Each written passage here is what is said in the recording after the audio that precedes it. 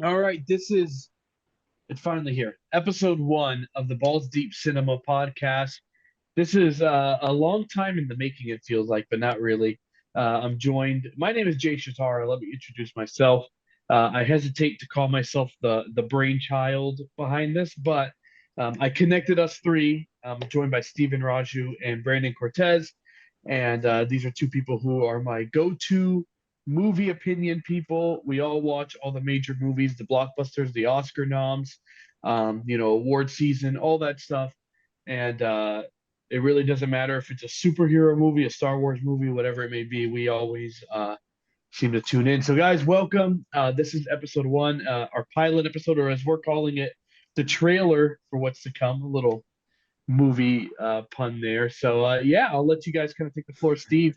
We kind of had this idea, and now we're putting it together. It's finally here. How do you feel? Feeling great. Feeling great, Jay. And number one, appreciate you, reaching out to me and Brandon for this idea. We always talk movies, you and me, Jay. I definitely respect your movie acumen, especially when it comes to Star Wars. But yeah, it's super exciting to get into this. And for me personally, I've watched movies all my life. I've been a big cinema guy. Um, all genres as well. Mhm. And it's really just been something where I'm happy I can share my feelings on movies and where I stand on the state of movies, the current movie industry, some of the movies I love, some of the movies that we can get excited about moving forward. So it's really awesome, and I just can't wait to get it rolling with you guys. Yeah, I have to say thank Yeah. you so much, Jay. Oh, sorry. No, no, no. Hey, Yeah, listen, first episode, we're going to yeah. be cutting each other off a lot. It happens. It happens. As I long was as we're actually not, going to yeah. talk. As long as we're not getting to our, Stephen A. Smith try to have arguments like on Sports Center, then that's fine. But no, like you mentioned, you're rounding up the cattle here. I just want to say, you definitely did a good job. Want to try to kind of bring this together. This was like a little bit of idea. You kind of Nick Fury'd us to get us together here, just to kind of get started. But I wanted to say, you're gonna add on to what Steven said. Same thing. My love for movies has come from just being a little kid. I remember just watching movies with my parents. It's kind of the both of them for the reason why I love movies. There's like little things like I remember really, really watching vividly memories of like watching Beetlejuice with them. While I Hmm. may didn't understand a lot of the adult kind of moments in that movie or just kind of a lot of the verge terminology in the movies. It was a very colorful movie to watch as I think as a little kid, even though if you don't understand what's going on, I think it's something that my parents appreciated. And I think that can go for a lot of movies we watched. Even now today, a lot of animated movies are made that way. But no, I'm Hmm. excited to definitely just talk about movies, whether it's old classic movies that we all love or the newly released movies. It's very exciting to dissect it, talk about the movie, and just have fun with it. Yeah, and I think one of the great things about movies is like everyone has a different list of like their favorite movies. Anytime I meet someone, I love asking like, "What's your top five favorite movies?" And even like I'm looking at our list right now of like top five, like they're the same, but they're also so wildly different. And I think that's what makes it so great is you can have so many different movie opinions. And for me personally, like where my love of movies came from, same thing. My dad, he kind of put me like on some of these nerds, these Star Wars movies, like right away. I had the originals on VHS, and to this day, I'm very sad I still don't have them. Um, but even everything from like Rugrats in Paris to like Oh, classic. when Nickelodeon had the orange VHSs. That's what I used to love about the Nickelodeon movies. But all the Disney classic movies on VHS, like I grew up watching those. And then as you get older, you start having a more diverse movie portfolio. You start watching different things. You start realizing you like different things. I think all of us have probably taken some sort of film appreciation class in college. I took one too, and I remember watching like five different types of movies there. They were from old all the way to like we watched Jason Bourne series in that. Like, I mean, that's the beauty of it. You never know what you're going to kind of run into, and each movie is different. There's many movies that I'm sure I'm going to love that you guys are going to hate, and vice versa. And I think that's what makes That's a movies so great. guarantee. That's a I guarantee. can Yeah. already tell Steve is going to be upset when when we have our Zack Snyder episode, because I can't a wait for that. I'm a big Zack Snyder guy. So yeah, And I mean, yeah. And that's no, go that's the ahead, Brandon. that's the beauty of it, right? That's the beauty of subjectivity, being able to say, hey, this is why I appreciate this movie, this is why I love this movie. While it may be different, it's like, hey, you know what, the way I look at it is going to be different than the way each of us look at something. That's something great, and I think we're going to talk about, I think an idea we have is talking about some Rotten Tomato score movies that may have been 60s or belows, and what we kind of appreciate, or maybe what we might have agreed. So I mean, subjectivity, I think, is a beautiful thing in all of us. So even once we do talk about the Snyderverse, that's going to be a little bit exciting to Not get to into stay that on this, topic. Yeah. not to stay on the Snyder topic, but I feel like Yeah. I have no choice now. Yeah. I mean, one thing I'm interested in, Yep. in discussing with both of you is just Yeah. the idea of how fanfare can drive a movie, Oh, right? totally. I Yeah. mean, Zack Snyder's Justice League is a prime example of this, where you have a movie, the original Justice League that comes out and, doesn't perform to expectations, but you get this swell of fanfare that just comes out and really just takes over, your Twitter, your Instagram, your Facebook, and you have movie studios like Warner Brothers actually listening. They're actually paying attention, and they literally went ahead and gave Zack Snyder hundreds of millions of dollars to recut the movie and re-edit it, and they lo and behold released it to HBO Max. So I mean, I'm interested to talk about fan culture. I'm interested to talk about everyone that goes out and supports these directors who clamor for new content, and just how that has affected movies, because the fanfare is what's really, I think, is something that's more nuanced nowadays than it has been before, and it seems like studios are listening. So there's so much to get into, but I mean, man, 2023 when it comes to movies is a lot different than what it was 20 years ago, and given what we went through with COVID and all that, it's going to be a little bit of a different movie viewership experience as we kind of move forward into further along. Oh, and as we were getting ready to start this, I was literally thinking how just in such a short amount of time, it's shifted, right? Like everyone has superhero fatigue. I think I speak for all of us. We're all pretty big Marvel fans, and some of the recent run of movies has really kind of turned us off. TV shows, it's just become a lot. And now you're seeing Barbie and Oppenheimer completely destroy a 3-hour biopic of a guy from the 1940s, killed it in the box office compared to some of these, reboots. Transformers. I'm a big Transformers guy. I watched the new one, but like I can recognize that it's not going to be a box office driver anymore like it was in 2007 when it first released, or even the Mark Wahlberg Transformers. Those were doing well in the box office. This new one didn't. Right. It's funny how this has all shifted so drastically. People want original stories. They want kind of back to that. They don't want to see Marvel superheroes all the time anymore, or just reboots of popular franchises. And that's what I'm really most excited about. I've been going to the movies, I feel like, more than ever for the non-blockbustery type of movies, and I'm really excited to kind of, end of the year, we got some very good movies that we're going to talk about, that we've already sort of talked about in our group chat, and I'm really excited to get it going. This is going to be a fun podcast, and I'm gonna jump in. I mean, why we started this? That's a little of the reason right there. We have a lot of good content. I do want to say we're aware of the strikes happening, and we want to be respectful of everything happening out in Hollywood. And of course, we hope everyone gets paid, and they can strike a fair deal that gets movies back on our screens. But for now, we are going to just talk about what's coming out in the near future, TV shows as well. I know you guys are both big fans of The Bear, so I'm sure we'll talk about that at some point. Ahsoka is out right now, so that's another big piece of Star Wars content. There's a lot of stuff coming out, and I'm really excited to kind of just dive into this, and that's why we started it. Listen, I don't care if we ever get big, but it'll be fun to just kind of sit down and talk movies and break them down. That's right. Let's get it. All right, so on that note, I said something I always do is we ask top 5 favorite movies whenever we meet someone. I'm pretty sure it's a question I asked you too when I met you at different points in my life. Uh, I'm sure these lists are also very different from when we met several years ago now, both of you.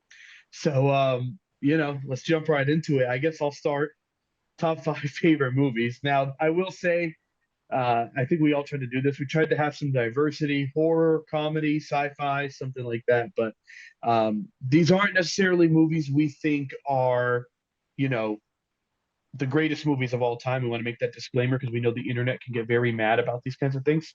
But these are movies that are favorites to us. We can watch them whenever, things like that. So, yeah, I'm gonna put you guys on the spot. Any honorable mentions that didn't make your list? Ooh. You know what? I'm Good wearing the question. t-shirt. Why not? But Halloween. Uh very, very, very close. Jay, when you mentioned movie classes, this is one that was watched in some of my Hmm. in one of my classes back in sophomore year. So I'm just gonna say them. It was very hard. It's very hard. And you know, like you mentioned, these aren't necessarily even like these are top fives that we thought about in the moment. I can easily wake up tomorrow and be like, oh man, this movie could have been up there. So Of that's course, something yeah. throughout the year as I get older. Sometimes I appreciate even more movies more than I do my Hmm. current list. But these are definitely five that I've thought of that were in there. But yeah, this is definitely Halloween is a movie that changed the horror genre, that added a lot of musical elements to it that made it a lot more different than just what was the Universal Classic Monsters film series. John Carpenter's Halloween, great film. Absolutely one of my favorite horror movies ever. And yes, one of the best movie scores ever. Halloween 3, we don't talk about, but you know. Steve, Yeah. any honorable mentions? Yeah, I'd say Ratatouille, I think, is one that is on my Oh, top yeah. that I was considering on my top five. I went with a different Pixar movie, but love Ratatouille. That's definitely going to be a movie that I think we should chat about in the future. Mhm. And I think Predator should be considered as Good well. one. I just think it's one of it's hard because a lot of people say, is it action? Is it sci-fi? Is it a monster movie? I consider it an action movie. You have the classic action star. You have a great action cast. I mean, Mhm. it's a great cast. Um, but it's an important movie. It's a really important movie, one that really I think stands out in the 80s, especially in the 80s when you have so many different action Mhm. movies that came out. It's literally the action movie Hall of Fame in the 80s. But Predator. I mean, that's another movie we should definitely get into because it definitely changed the landscape of, I think, sci-fi, monster movies, and just action movies in general. Awesome, awesome. For me, I'm going to say Gladiator. I teeter around it a lot. To me, it's like the most perfect film ending. I love the score. Russell Crowe and Joaquin Phoenix. I mean, just absolute master classes in acting. But for me, Gladiator, it's always tough to leave it off my top five. I consider it's tough. It's a great movie, such a great movie, and yeah, definitely Gladiator. Definitely one of my top five favorite movies on another day. But today, not Mm-hmm. in the top five. We So named some I'll start off. classics just right there. Yeah, honestly, that right there could be anyone's top 5 to 3, Easily, and yeah. or actually 3 to 5. Sorry, but yeah, I mean those are all some great movies. So, yeah, and I do want to point out before we start this list, we love the classics. We talked about one of our segments being a classic movie of the week. Just because we're all around the same age, 27 years old, doesn't mean we don't have an appreciation for the movies that came out in the 60s, 70s, 80s. Love me a good 80s comedy or rom com. They're all good. So we'll definitely have our fair share of talking about those. So, without further ado, our top fives. I'm going to start off Star Wars Revenge of the Sith. You heard Steve mention I'm a big Star Wars guy. I absolutely love this movie. It is my go-to for a download on the plane. Um, I love it because if I go on a plane and I don't find a movie I really want to watch that the plane offers, I always have Revenge of the Sith downloaded on my iPad or my phone so that I can watch it later. I absolutely love this movie. I'm a big Star Wars nerd in general. I recognize there are a lot of things wrong with Star Wars right now and even in the past. But this is the one movie that I'll always fall back on. I'm going to show it to my kids.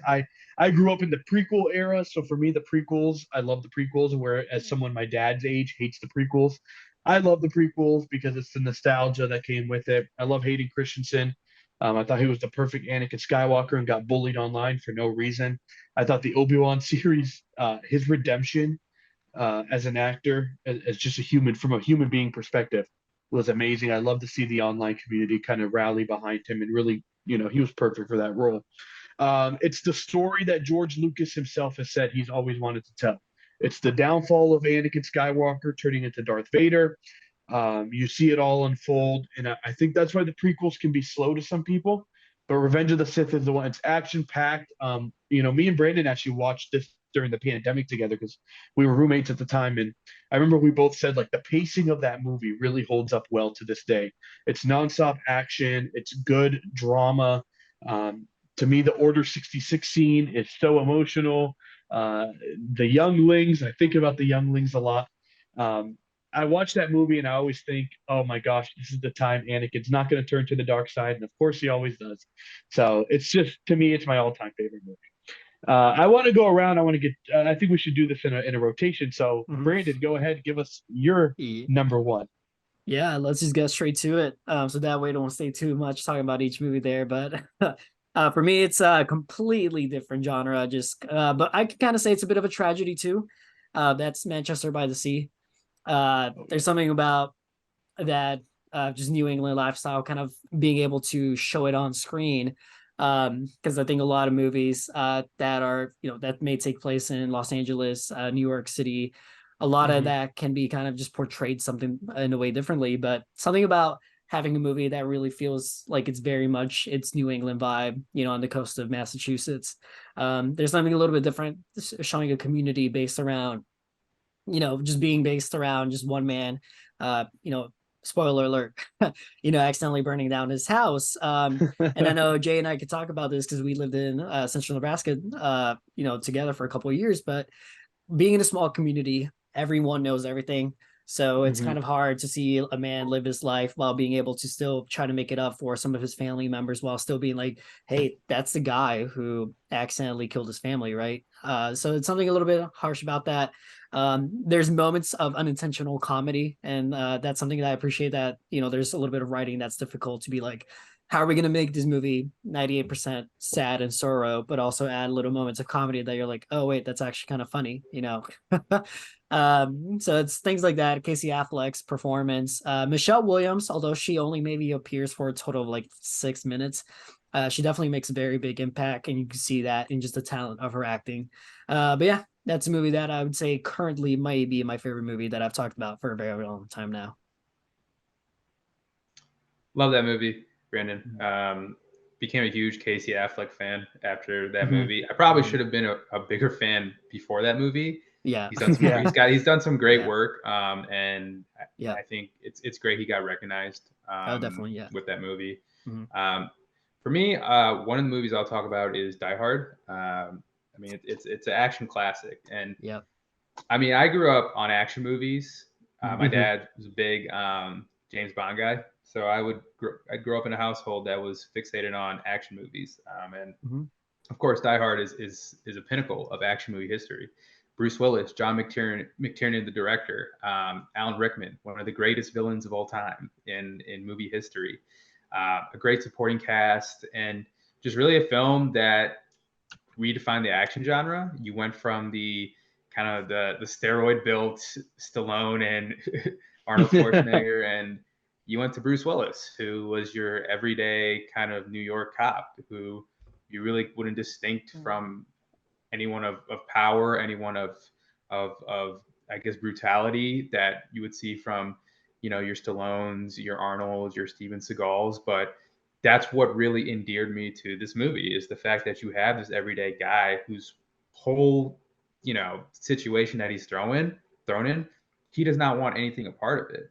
And the way they just navigate, his reluctance, but also the fact that he has to go and save his wife, and how he navigates through the tower, how they handle sound editing in that movie, how they deal with, how they pace the movie. And for an 80s movie, I just feel like it's something that was so well put together. It had its comedic moments, and it made a star. It made Bruce Willis 2 stars, honestly. Bruce Willis and Alan Rickman, that really defined, I think, action movie genre. John McTiernan as director, I mean, this is his. I mean, you can argue Predator or Die Hard, but I would argue Die Hard is his pinnacle as an action director. And it really puts him, in my mind, on the Mount Rushmore of action directors. It's a really iconic movie. It's important. It's hard to imagine action movie lineage being the same without Die Hard. We still might get, basically, you have Chris Hemsworth doing his best Arnold impression now. Yeah. But you would still have Yeah. just a bunch of bulked up guys who are, like I said, probably doing steroids and are probably, just strung out for these movies. And I think that would be less coherent and kind of more silly. But Die Hard just puts it all together in a tight package. It still has the comedy, it still has the action, it has the charismatic performance. Um, and it's a Christmas movie too. So Die Hard Great Christmas on the It's movie. list. definitely a Christmas movie. Yeah, I agree. Redefine the Christmas movie genre. Yeah, it's a good one. It's breaking ground. Yeah. All right. Great points made by both. Back to Manchester by the Sea. Yeah, it's one of the best tragedies of the modern era, I think. Mhm. The reveal of what Casey Affleck character kind of goes through and went through in that movie. I think it's like midway through the movie you find out Yeah. what happened, and you're like, wow. And then I just want to point out Michelle Williams. It just seems like she's made for the hurt housewife role. Yeah. Every movie she plays, She plays it that's her. so well, man. She Yeah, plays she it so does. well. That's yeah, yeah, Yeah, so it's funny to see that. yeah, And truthfully, going into the movie, I didn't even know she was in the movie, and then that happened, and I was like, of yeah, course. yeah. So yeah, all right. Well, on to movie two for all of us. I'll be a little basic again with this answer. The Dark Knight, to me, an absolute classic. You can't go wrong with this movie. To me, Nolan's best movie. Yes, even after Oppenheimer came out. I think we overthink the Nolan conversation a lot. Like, what's his best movie? Is it The Prestige? Is it Memento? All great movies. I really don't think he has a bad movie in his filmography. But to me, don't overthink it. It's The Dark Knight. In a world full of superhero movies, this is the most grounded in reality film series, in my opinion, when it comes to the superhero genre. He always said he didn't want Superman in his movies because it would make it feel like it was a superhero movie, not like a crime drama like this, right? So I really respect that he always kept his Batman movies grounded in reality as much as you can for a superhero movie. Obviously, go into the mountains and Batman begins to train with Tibetan monks is a little far fetched, or a guy, poisoning a whole city with a toxic gas. I get it, but for a superhero movie, this is so grounded in reality, and The Dark Knight really knocks that out the park. Of course, a lot of this is Heath Ledger, one of the greatest performances we will ever see. He literally gave his life for this performance. He got an Oscar out of it, and it is to me the best superhero performance ever. The Joker, Mm. just I mean, bone chilling stuff. The scene where Batman has to choose between Harvey and Rachel, and of course he goes to the wrong one, and just a great scene. The cinematography of this movie, Steve. I know you're a Chicago guy. I visit the city a lot myself, and I love seeing where you could like, oh, that's Wayne Tower, and oh, that's where they had the tunnel scene, and oh, that's where the Joker and Batman faced off when Batman's on the motorcycle. So you could just tell it's a real set. It's not CGI. Also, an underrated part of this movie that no one ever talks about: the opening scene is perfect, in my opinion. One of the best opening scenes in cinema. The introduction to the Joker, this bank heist. Everyone's taking each other out so the Joker can end up with all the money. Like, it shows from the very beginning that he is the ultimate tactician. He is the ultimate planner, and no one is going to outsmart him in this movie, even the world's greatest detective. So to me, The Dark Knight is just it's a timeless classic. I know it's a long movie. Anytime it's on, I will watch it to the very end and I don't care what point it starts at. Just a great movie. I know everyone agrees with that. Again, I know it's the basic take. I know it's the guy take. Every guy has Dark Knight in their top five, but I don't care. Yeah. It's that good. Yeah, Great movie. I mean, look, it's a timeless movie, and I think it was much needed for the superhero genre. Even though at the time I don't think it really took off because the MCU was still in its wake. But really, I mean, even despite what happened with the MCU, The Dark Knight still has the aesthetic. It has the uniqueness that stands above that. I think they tried to recreate it a little with the Batman, and in some ways, the Batman. I mean, in a lot of ways, it shares a lot of similarities in terms of how it's Mhm. shot and how grounded it is. But I think what sets apart The Dark Knight is just the performances. Mhm. Christian Bale, Ledger, Eckhart, Gary Oldman, Michael Caine. Mhm. They really give it their all this movie, literally, right? And it's you don't see that type of commitment in superhero acting anymore. A lot of times, let's be honest, we just see people mail it in in superhero movies. It's a little sad, but they really gave it their all. They took a lot of aesthetics, at least Nolan did, in my opinion, from other movies. You know, you had your similarities to Seven. You know, David Fincher style and branding with that. Whether it was Heat in terms of the classic heist scene, which Nolan even references himself. So it's an amalgamation of a lot of great classics from the 90s and from beyond. And I mean, look, it's Chris Nolan, and you give that director, and especially after we've seen Oppenheimer, we saw Dunkirk, we know how talented this guy Christopher Nolan is, and the fact that he was able to make a superhero genre movie, we're lucky. We're lucky as viewers because that's something you don't see a lot of directors of his talent go down the superhero route, but he did, and he knocked it out of the park.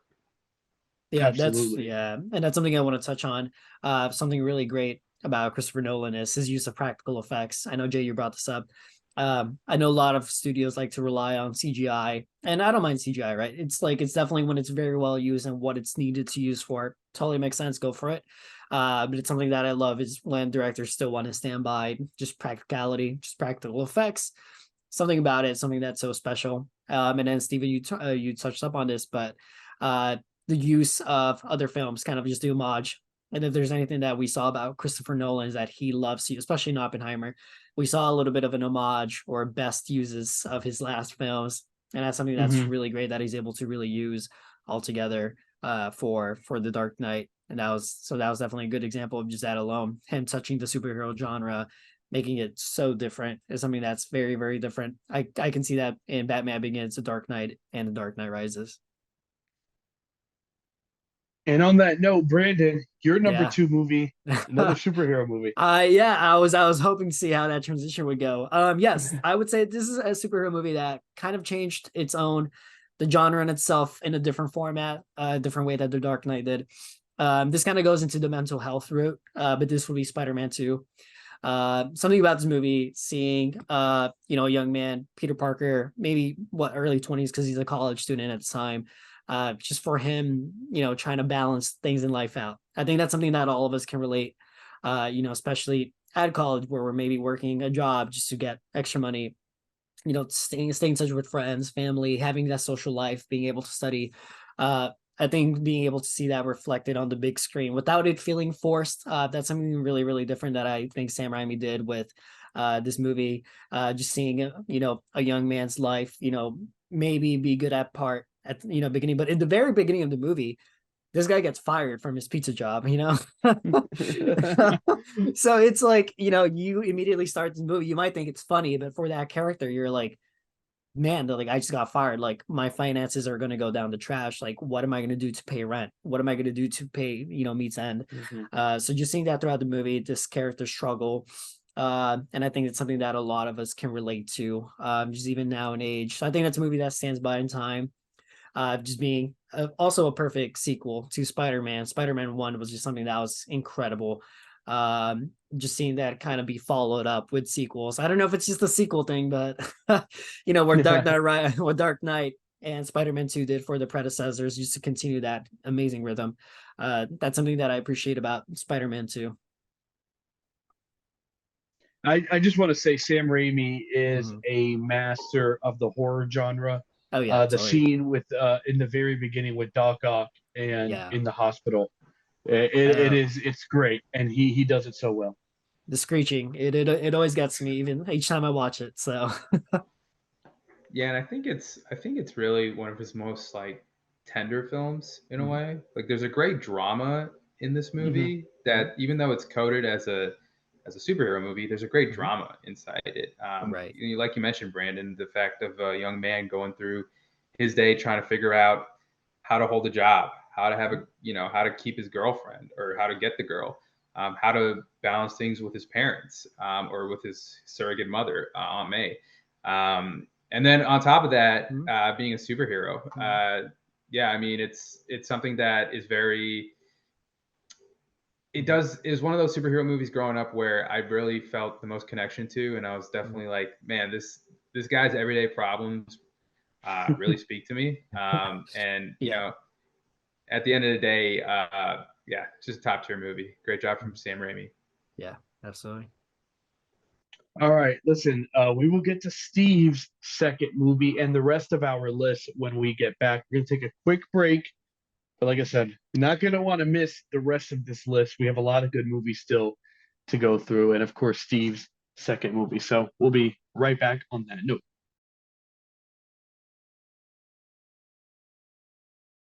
All right, welcome back, everyone. This is Steven here, and I'm going to talk about my next movie, Zodiac. And for those who know the movie Zodiac, directed by David Fincher, starring Jake Gyllenhaal, Robert Downey Jr., who am I forget? Mark Ruffalo as well. What a interesting movie, to say the least. Yep. One of the reasons I love this movie is it really is, I think, genre defying. And when I say that, it incorporates a lot of different genres in this movie. You have your horror elements, you have your suspense elements, you have some comedic moments, but with David Fincher and the work he does, he gives you a really good looking movie. He gives you really uncomfortable scenes sometimes, and I'll say this movie is quite uncomfortable. Um, but it was really a movie that, obviously playing off the real Zodiac killer story, does a great job with laying out the perspectives of Jake Gyllenhaal as a young cartoonist, but also, talking about the journalism perspective of the movie, how they were trying to figure out the story, how they were trying to deal with the ciphers that the killer would leave them. And just some of the scenes were just so, I just think I don't see a lot of movies that portray kind of the uncomfortableness of what the Zodiac killer was doing, kind of the brutal nature of it. Some of the scenes were just straight up. It was hard to watch, but it really was in a way necessary to display, what really happened to these people. But at the same time, as a movie, I thought it moved really well. I thought it had me at the edge of my seat for quite honestly the whole time. I love the performances. I love Robert Downey Jr. in this movie.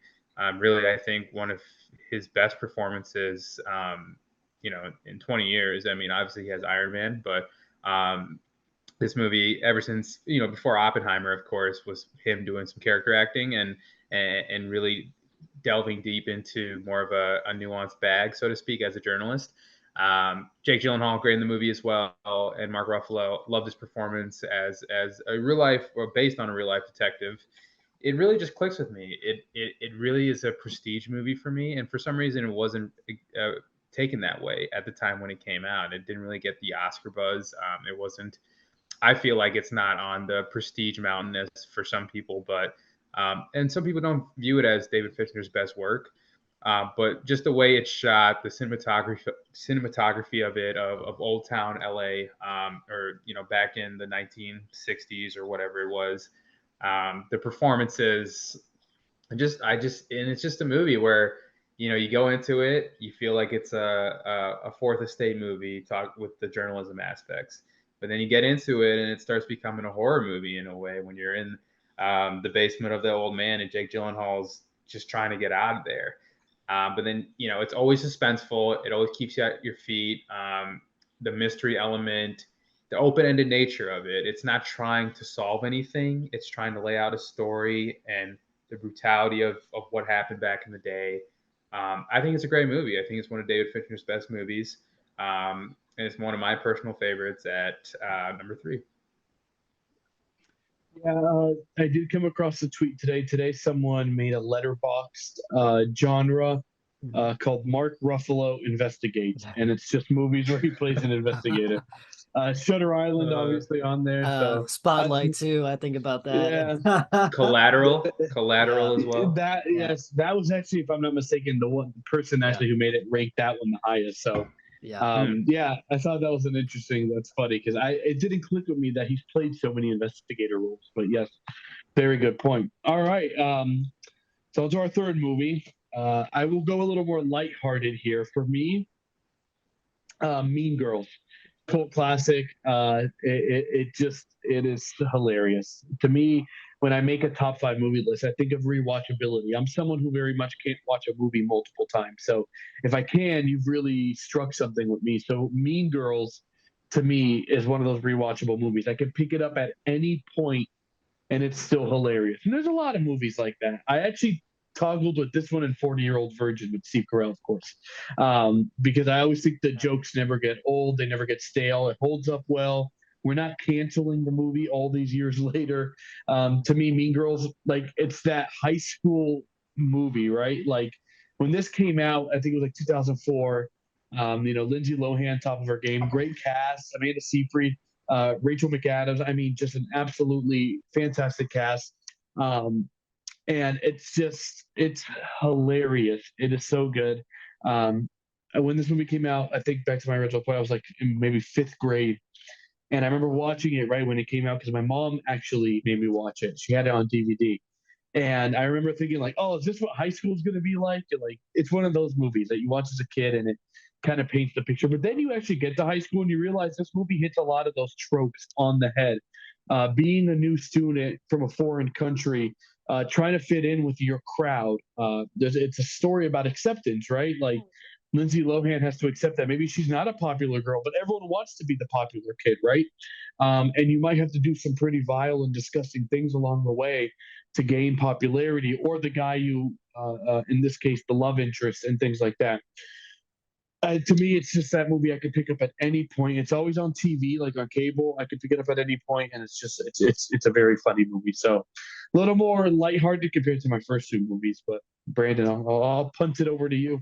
Yeah, no, it's we do love lightheartedness, and I can tell you repeatability. It's I think those early summers or those middle 2000s, I would say Mean Girls and Iron Man 1 are probably 2 of the movies I repeated. I just watch over and over all the time. And it was a fun movie, it was a fun movie, Mean Girls, to watch it with like just even my sisters too. I think we all enjoyed it. It's just one of those movies that we kind of love to see how where stars where things crumble in the middle and then kind of get back to the little lightheartedness of everyone getting the little crown. So I think that's all of us. That's all of us at heart getting a little piece of the crown. So completely different opposite of the spectrum. So just thinking when you were talking about lightheartedness, this is it made me kind of laugh because the way this pick, The Shining, as I've gotten older, I appreciated horror more like as I got older. I think this came from my screenwriting classes, learning that there's 2 movies that I believe are the hardest to write. That's horror genre and the comedy genre. It's very hard to touch on those 2 topics. And this is coming from someone who was chased around by a scream mask when I was a little kid. My older sister did that to me. So if she's listening, she'll probably give that a little laugh. But as I got older, yeah, from college to as I've worked Halloween Horror Nights at Universal Orlando Resort, I just loved horror more and more and more. Something about this movie, just how creepy, how eerie it feels. Stephen, kind of going back to how you felt about Zodiac, just that kind of uncomfortable feeling, something about that movie. Uh, just being able to see, and I think we dig Steven Kubrick's mind so much about that. Just seeing, man, this guy's really freaking creepy. What he thinks, how he can dissect this from a book. I think there's just a lot of talent, a lot of difficulty, and just the theories, the amount of theories. Christopher Nolan gives us a little bit of that as like, I'm gonna leave this ending, and I want you guys to dissect this the way you wanted to. I think that's kind of how Kubrick was able to say, "Hey, I want you to think about this movie. What is it? What is it that I'm trying to tell you about? Is it about Native American abuse? Is it about father and son, rape abuse, which is a really dark theory, but it's something that it leaves us about, and that's something that I believe is just so creepy about this movie, especially the way it ends with the portrait. Was this all always happening? Was it all meant to happen? I think it's just one of those movies that are just really most quotable, uh as well as just one that keeps us up late at night just thinking about like what did I just watch. So that's something that I'll leave Stephen to. Yeah, yeah, I'd be interested to Yep. definitely in a further episode. Yep. We should definitely do a Kubrick episode because I'd be interested where, just off the top of my head, where I would rank it Yeah. Right. in my Kubrick rankings. But it's definitely up there. Yeah, we definitely got to do that episode. Oh, definitely. Yeah. Yeah. Yeah, my next movie I'd like to talk about is This Is the End. And Jay obviously talked about his favorite comedy. I would say this is my favorite comedy. This Is the End. Mhm. And you make a great point, Brandon. Comedy is so difficult to write.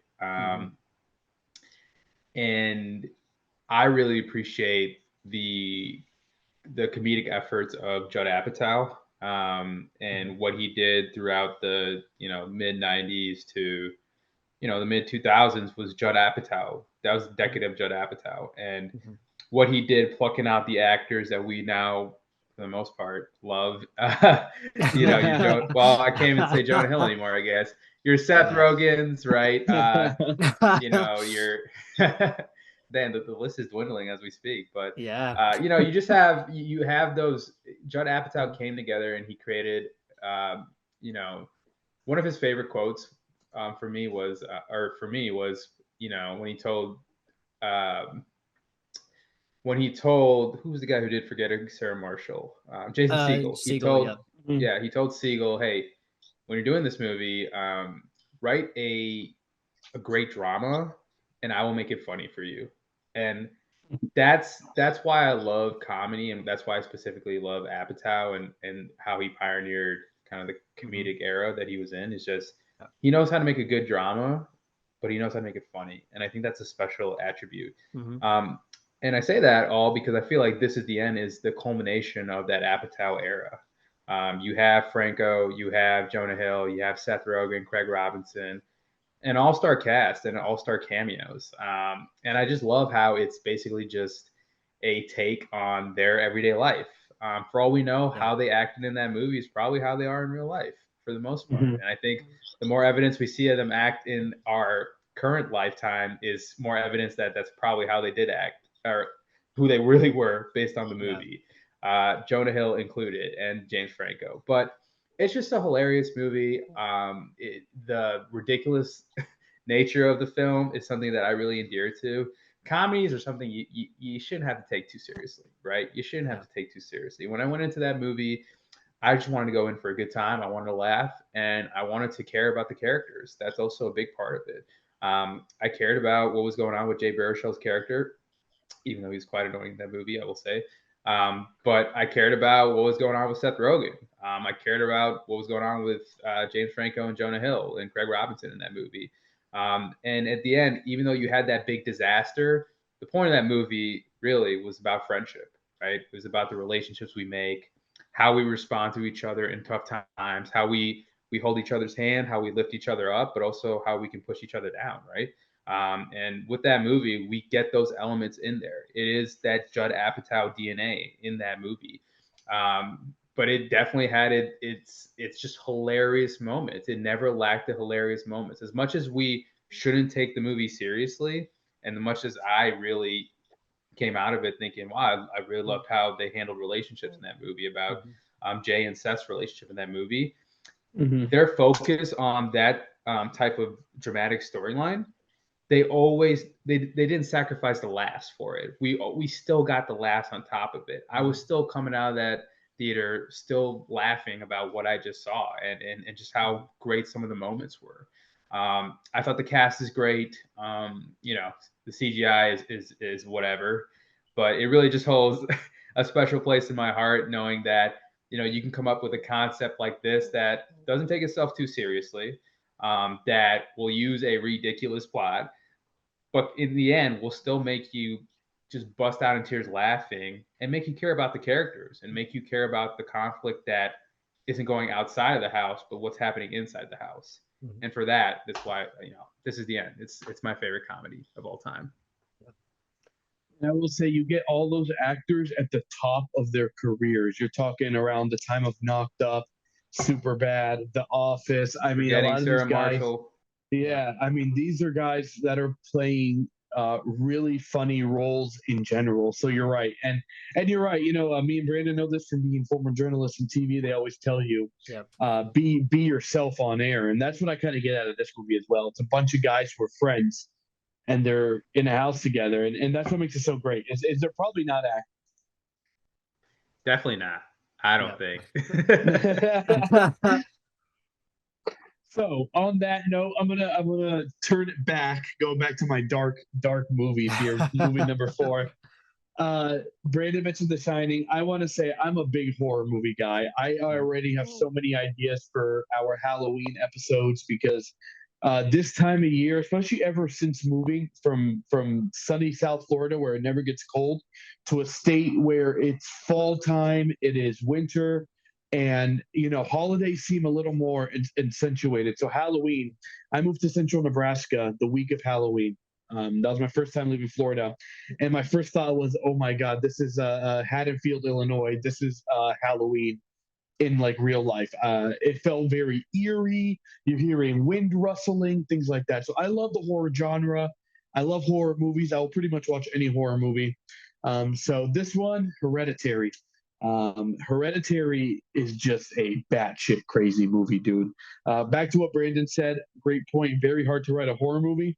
Ari Aster is a fantastic director, and I feel bad for him because his first 2 movies were Hereditary and Midsommar. I don't know how you top a run like that at that age, at such a young age, and to pretty much like come out of the gate with those 2 movies. It's almost like everyone's gonna expect fantastic movies from that point on because that's really hard to. That's an apex mountain off the rip.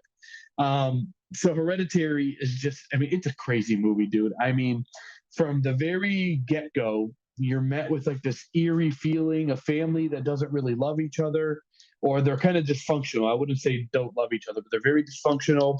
I mean, the kid from the Naked Brothers band is the lead role, Nat Wolf, or the other Wolf. Sorry, Alex Wolf. I'm honestly confused on which Wolf it is, but he's now Alex a Wolf. esteemed. Yep. It's Alex Wolf. Okay, yeah. He's an esteemed horror actor. He was just in the M. Night Shyamalan movie.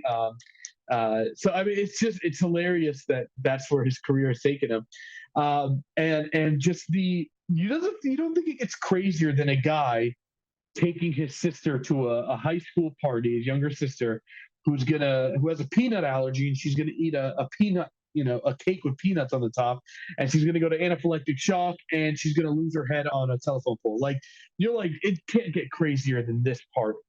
And then the movie just goes, like I said, batshit from there. It's dark. It is eerie. I watched this with my family, and I still feel like I couldn't sleep that night. Like, and I watched it at the age of about 23, 24 when it came out. So it's one of those movies that I, to this day, have been a little hesitant to watch it. It so close to each other because it's freaky, man. It is just a freaky movie. There's a lot to really. Tony Collette puts on a absolutely fantastic performance as the mother in this movie. Really shows some true emotion, losing a daughter and then just losing her family to demons is essentially what this movie comes down to. So crazy movie. There's one scene in particular that I just don't want to spoil for anyone because I don't even want to think about it. That to this day is like etched in my brain. It's a scary movie. It's freaky, but it's so good. It's so good, and it's a well-written horror movie. Which is again going back to it's hard to write horror movies.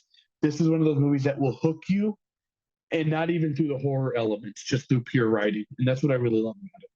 Yeah, and you bring up a great idea, kind of like the way a movie starts off and then it just shifts out of nowhere and it's going insane. I think it goes on from that post scene where this girl's, and as a person who is a big brother, I just immediately, my darkest thoughts, I'm like, oh my God, what would I do in that situation? What would my mom will kill me, and she would probably do worse to me than the actual demon would do. But it gives me a little bit of a reminder of like the Bewitch with Anya Taylor-Joy, one of her earlier movies, as an actress.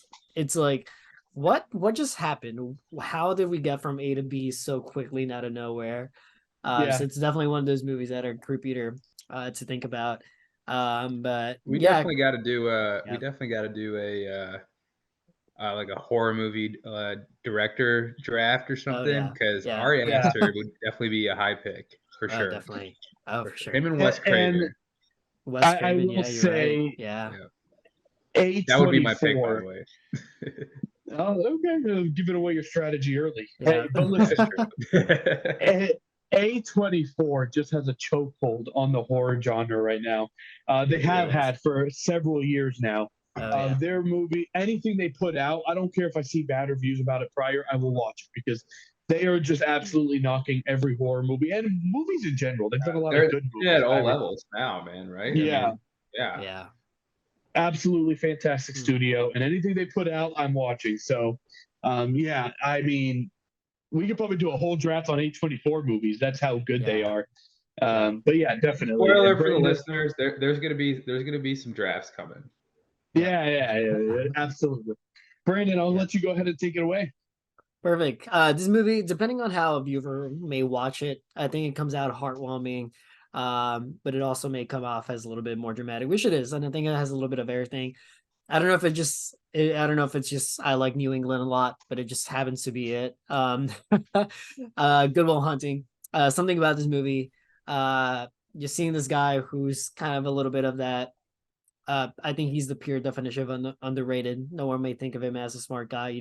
Matt Damon's character as just a janitor who's very smart when it comes to just a lot of the math. Something being able to kind of unscramble Bill Skarsgård or Abe Skarsgård's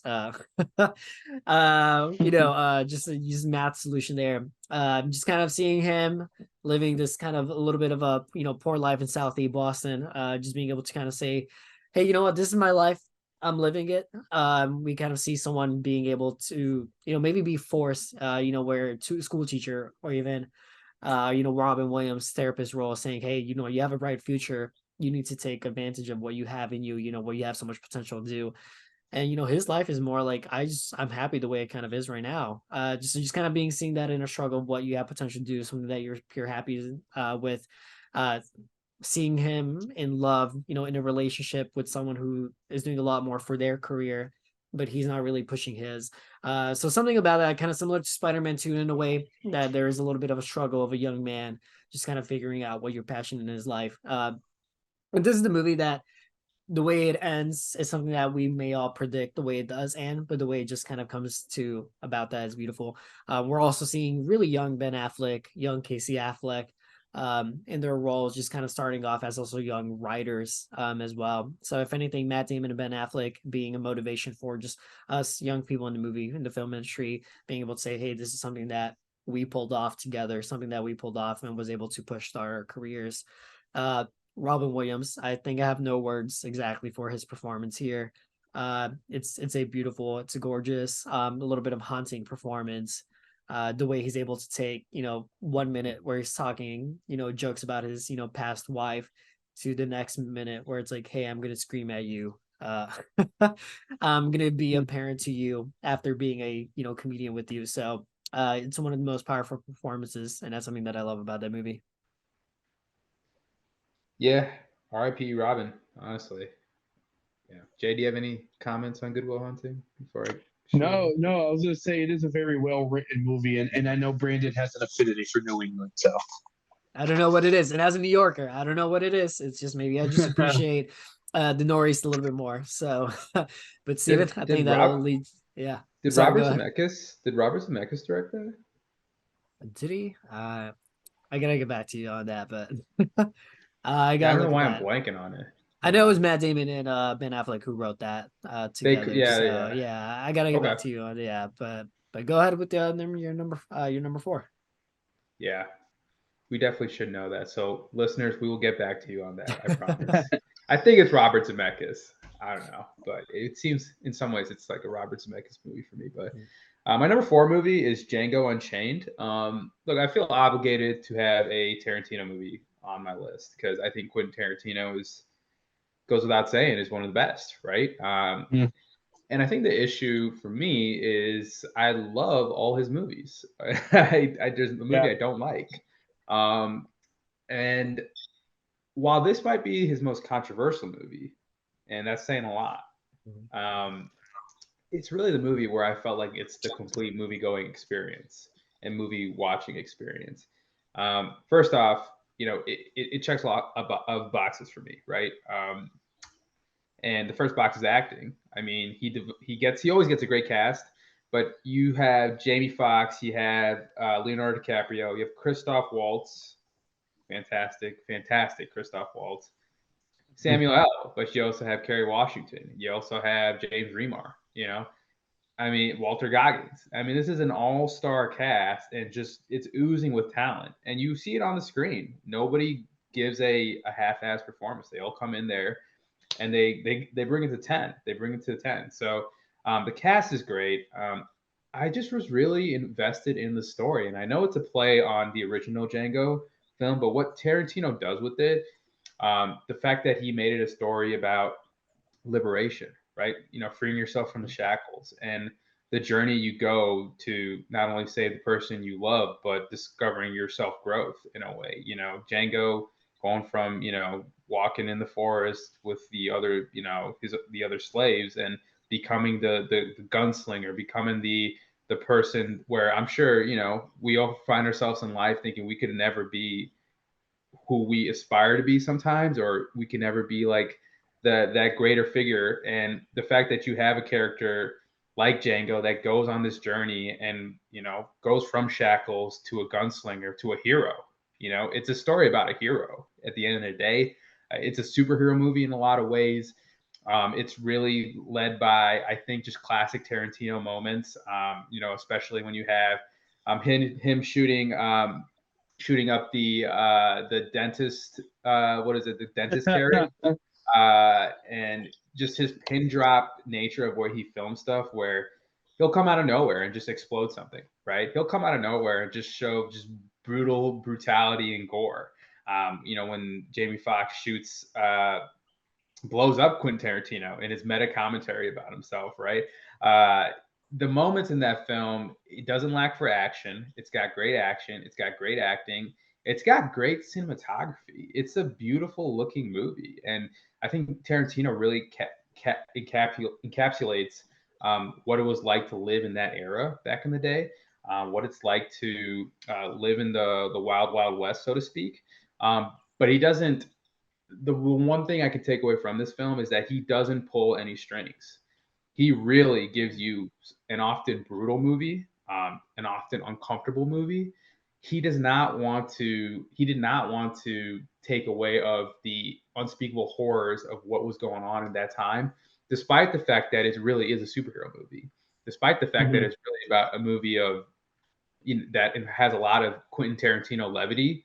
But at the same time, I think some of his best filmmaking is in this movie, especially, for example, the flashback scenes of when Django was living on Old Man Karukin's farm and his wife unfortunately the beating with the whip. And that scene was, I think, just filmmaker mastery.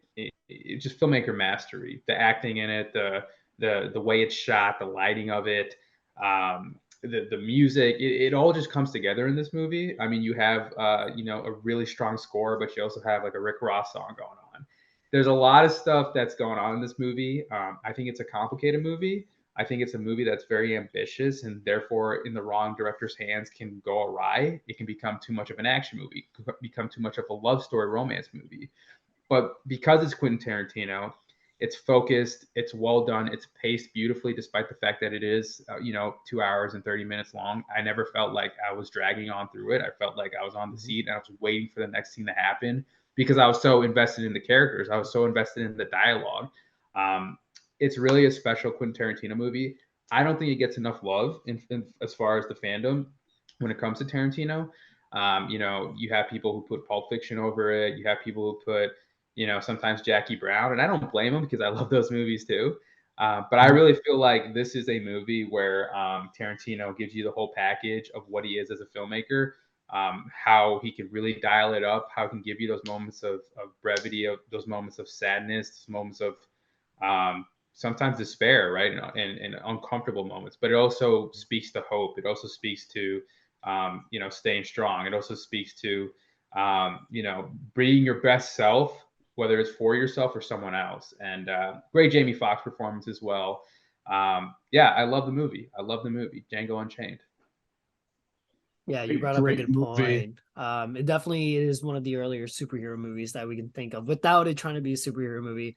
So I think that was one of the ways that Quentin Tarantino can put about it without it. So definitely that was a great point there that you touched upon. Yeah. And we'll Love it. go we'll go rapid fire here on our last movies. I'm gonna throw in Spirited Away. To me, I love the aesthetic of Studio Ghibli.